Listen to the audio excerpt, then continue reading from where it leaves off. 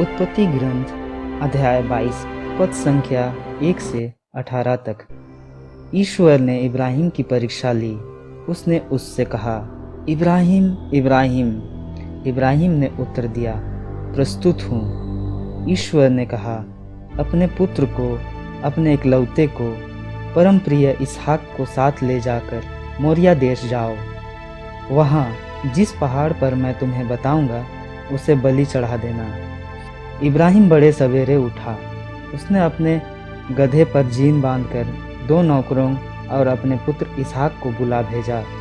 उसने होम बलि के लिए लकड़ी तैयार कर ली और उस जगह के लिए प्रस्थान किया जिसे ईश्वर ने बताया था। तीसरे दिन इब्राहिम ने आंखें ऊपर उठाई और उस जगह को दूर से देखा। इब्राहिम ने अपने नौकरों से कहा, तुम लोग गधे के साथ यहाँ ठहरो, मैं लड़के के साथ वहाँ जाऊँगा। आराधना करने के बाद हम तुम्हारे पास लौट आएंगे। इब्राहिम ने होम बलि की लकड़ी अपने पुत्र इसहाक पर लाद दी। उसने स्वयं आग और छुरा हाथ में ले लिया और दोनों साथ साथ चल दिए। इसहाक ने अपने पिता इब्राहिम से कहा, पिताजी। उसने उत्तर दिया, बेटा क्या बात है? उसने उत्तर दिया, देखिए, आग और लकड़ी तो हमारे पास है, किंतु होम का मेमना कहाँ है? इब्राहिम ने उत्तर दिया, बेटा, ईश्वर होम के मेमने का प्रबंध कर देगा। और वे दोनों साथ साथ आगे बढ़े।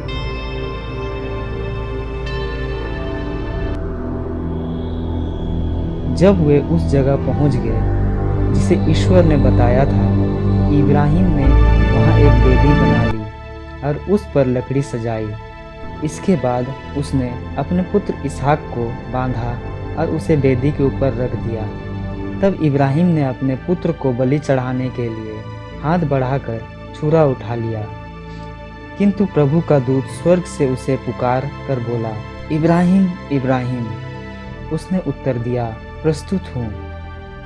दूत ने कहा, बालक पर हाथ नहीं उठाना, उसे कोई हानि नहीं पहुँचाना। अब मैं जान गया कि तुम ईश्वर पर श्रद्धा रखते हो। तुमने मुझे अपने पुत्र, अपने इकलौते पुत्र को भी देने से इनकार नहीं किया। इब्राहिम ने आंखें ऊपर उठाई और सींगों से झाड़ी में फंसे हुए मेढ़े को देखा। इब्राहिम ने जाकर मेढ़े को पकड़ लिया और उसे अपने पुत्र के बदले बलि चढ़ा दिया। इब्राहिम ने उस जगह का नाम प्रभु का प्रबंध रखा। इसलिए लोग आजकल कहते हैं, प्रभु पर्वत पर प्रबंध करता है। ईश्वर का दूत इब्राहिम को दूसरी बार पुकार कर बोला, यह प्रभु की वाणी है, मैं शपथ खाकर कहता हूँ, तुमने यह काम किया। तुमने मुझे अपने पुत्र, अपने इकलौते पुत्र को भी देने से इनकार नहीं किया। इसलिए मैं तुम पर आशीष बरसाता रहूँगा।